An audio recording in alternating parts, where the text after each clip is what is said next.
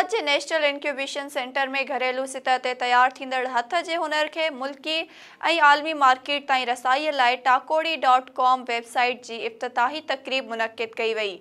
तक़रीब में घरेलू सतह ते कारोबार कंदड़ औरतुनि, मर्दनि, ख्वाजा सिरान ऐं स्पेशल माण्हुनि वॾे अंग में शिरकत कई। तक़रीब खे ख़िताब कंदे मुक़ररिन जो चवणु हो त सिंध समेत मुल्क में औरतूं वॾे अंग में घरेलू सतह ते हथ सां मुख़्तलिफ़ शयूं तैयार करे शहर जी मार्केटुनि में विकिरो करण अचनि थियूं, जिन खे कियल पोरे जो घुर्बल अघु नथो मिले। घरेलू सतह ते मुख़्तलिफ़ शयूं तैयार कंदड़ औरतुनि खे पंहिंजी मसनूआत जो घुर्बल अघु हासिल करण लाइ takodi.com जे नाले बहितर प्लेटफॉर्म मुहैया कयो पियो वञे। तक़रीब दौरान तक़रीब जे मेहमान ख़ासि PP senator Krishna Kumari SS news सां ॻाल्हाईंदे चयो त तमाम बेहतरीन इनिशिएटिव है।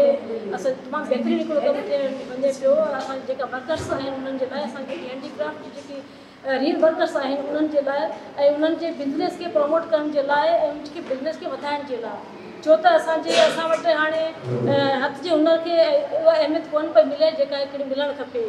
उन मौक़े ते टाकोड़ी वेबसाइट जी CEO Gulnaz Shaikh SS news सां ॻाल्हाईंदे चयो त हिन जे पुठियां जेको आइडियो हुयो उहो इहो हो त मां औरतुनि खे हिन में ख़ासि तौर ते जेके शयूं मायूं विकिणंदियूं उहे हूंदियूं औरतुनि जे लाइ ही प्लेटफॉर्म आहे। उहे हूंदियूं जेके हैंडीक्राफ्ट से कमु थियूं कनि, उहे ॻोठनि में बि हूंदियूं, शहरनि में बि हूंदियूं। तक़रीब में शरीक वुमन चैम्बर्स ऐं कॉमर्स जे बानी सदर शाहिदा टालपुर SS न्यूज़ सां ॻाल्हाईंदे चयो त ही टाकोरी जी वेबसाइट आहे, उन्हनि सां असांजो राब्तो थियो हुयो ऐं असांजे उन्हनि सां कोलेबोरेशन आहे ऐं इन वेबसाइट जे हवाले सां बि असांजो उन्हनि सां ई कोलेबोरेशन आहे। मिली करे असां इहो कमु कयो आहे ऐं असांजो जेके woman chamber of commerce in industry जूं औरतूं आहिनि उहे बि हिन में पार्टिसिपेट कनि पियूं ऐं उहे पंहिंजूं प्रोडक्ट्स जेके आहिनि सो उहे हिन वेबसाइट ते रखनि पियूं ऐं असां कमु स्टार्ट करे छॾियो आहे उन्हनि सां गॾु।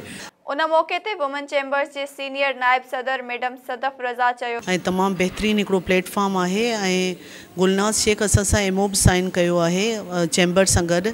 असां मिली करे हिन प्लेटफॉर्म ते कमु कंदासीं। असांजूं जेतिरियूं बि मेंबर्स आहिनि, लेडीज़ आहिनि, उहे ऑनलाइन बिज़नेस कंदियूं इंशाल्लाह हिन प्लेटफॉर्म ते।